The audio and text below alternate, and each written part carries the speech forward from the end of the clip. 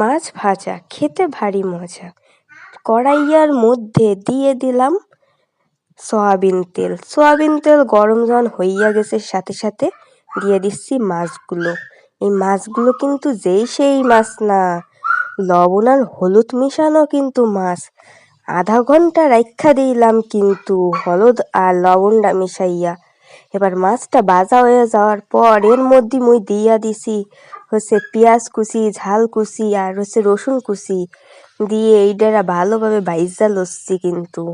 এই ভাইজা লইয়া এর ভিতরে একটু হলুদ দিয়া দিছি, একটু লবণ দিছি যাতে দেখতে একটু কালারফুল লাগে।